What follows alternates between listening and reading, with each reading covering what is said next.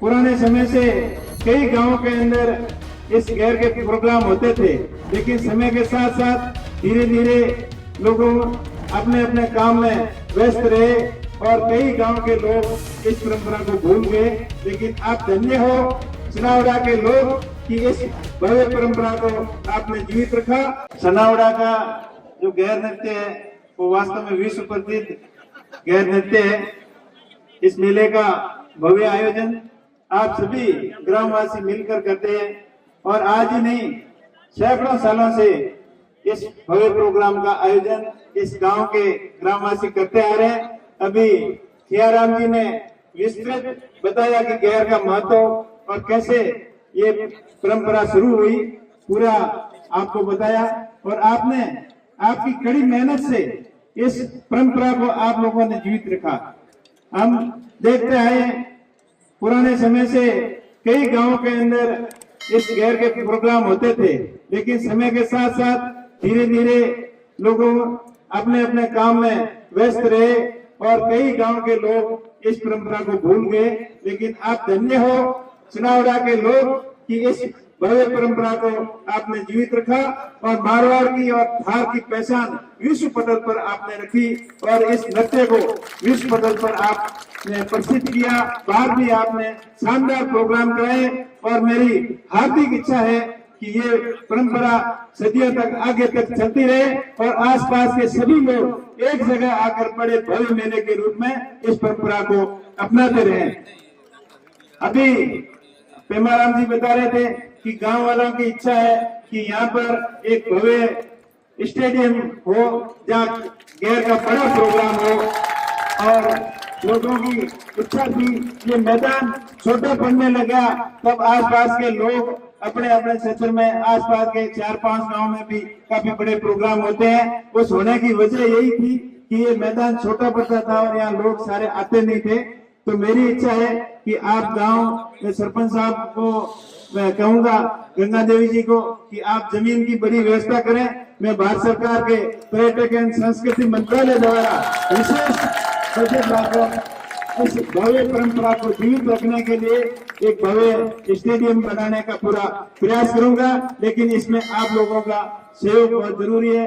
मंच पर विराजमान आपके सरपंच साहिबा गंगा देवी जी, पूज्य बाप जी और करनाराम जी, मेरे साथ में आए लक्ष्मण जी, रुकनाथ जी, काकराराम जी माली और समस्त सम्मानित मंच आज इस प्रोग्राम का साक्षी बने और इस प्रकार ये भव्य प्रोग्राम हमेशा हमेशा सदियों तक चलता रहे। और मैं खुशी इस बात की हो रही है कि पहला प्रोग्राम यहाँ विधान लोकसभा चुनाव के अंदर सबसे पहली मीटिंग आपके गांव से शुरुआत हुई थी। वो एक भव्य मीटिंग थी।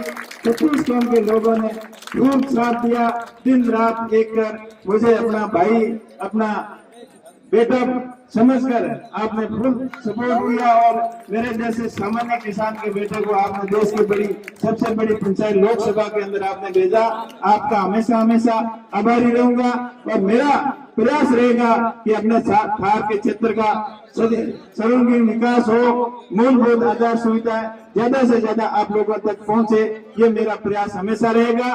साथ ही साथ जो शिक्षा ही संकल्प है, ये हमने आपसे वादा किया था, तो मेरा प्रयास रहेगा कि बाड़मेर की प्रत्येक स्कूल डिजिटल स्कूल हो। सरकार से जितना सहयोग होगा वो सहयोग पहले नंबर पर शिक्षा के क्षेत्र में रहेगा।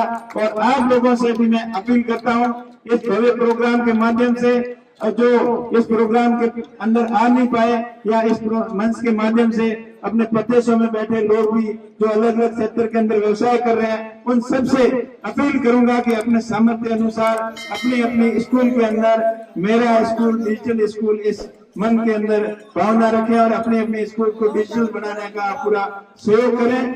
नशे पत्ते से दूर रहें। आज समाज के अंदर जो अलग अलग नशे, जहरीले नशे जो की प्रवृत्तियां जो फैल रही है, उससे आपको सावधान रहने की जरूरत है। एमडी स्मैक का कभी अपने पूर्वजों ने अपने नाम नहीं सुना, लेकिन आज एमडी और स्मैक का जो कारोबार अपना पैर फैला रहा है वो वास्तव में चिंता का विषय है। उसके लिए युवाओं को, बुजुर्गों को, समाज के सभी जागरूक लोगों को आगे आना होगा और नशा आपको करना है तो सिर्फ एक ही चीज का नशा करना है कि जिंदगी के अंदर हमको आगे कैसे बढ़ना है, अपने से सक्षम लोगों से कंपटीशन करना है, आपको उनसे प्रतिस्पर्धा करनी है, उनसे ईर्ष्या नहीं करनी कि ये बड़ा आदमी कैसे बन गया, इसकी इतनी बड़ी नौकरी कैसे लगी, इसका इतना अच्छा धंधा कैसे चल रहा है, इसका डाउन कैसे हो, ऐसे विचार दिमाग में नहीं रखने हैं। उनसे सीख लेकर प्रतिस्पर्धा करनी है कि भला आदमी मेरे साथ में पढ़कर आईपीएस बन गया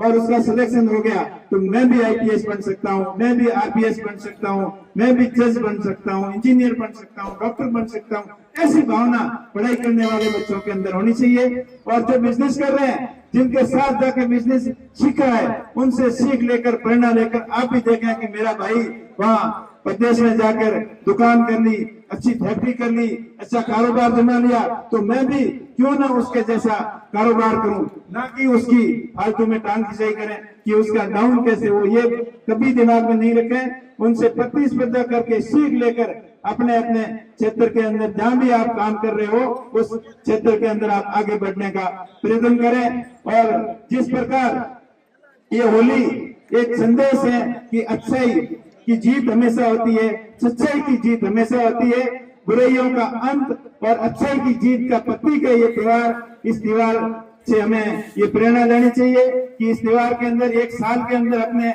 जितने भी बुरे काम किए जाने अनजाने में होंगे उनसे उनका पश्चाताप करके और आगे आने वाले समय में अच्छी प्रेरणा लेकर आप आगे बढ़े। इन्हीं शुभकामनाओं के साथ में सभी क्षेत्रवासियों का बहुत बहुत आभार, बहुत बहुत धन्यवाद। आपका समय ज्यादा नहीं लूंगा क्योंकि आप लोग गैर का प्रोग्राम यहाँ खेलने के लिए आए हो, ना कि हमारा कोई भाषण सुनने आए हो। लेकिन आप लोगों का मन था, आपने बुलाया, आपसे रूबरू होने का मेरा भी मन था, इच्छा थी, तो आप लोगों से मिलने के लिए और होली के रामा क्षमा करने के लिए आपके बीच में हाजिर हुआ हूँ। और फिर जब भी आप बुलाओगे आप लोगों के बीच में रहूंगा और अपने क्षेत्र के विकास के लिए हरदम प्रयासरत रहूंगा। आप सभी का बहुत बहुत आभार, बहुत बहुत धन्यवाद।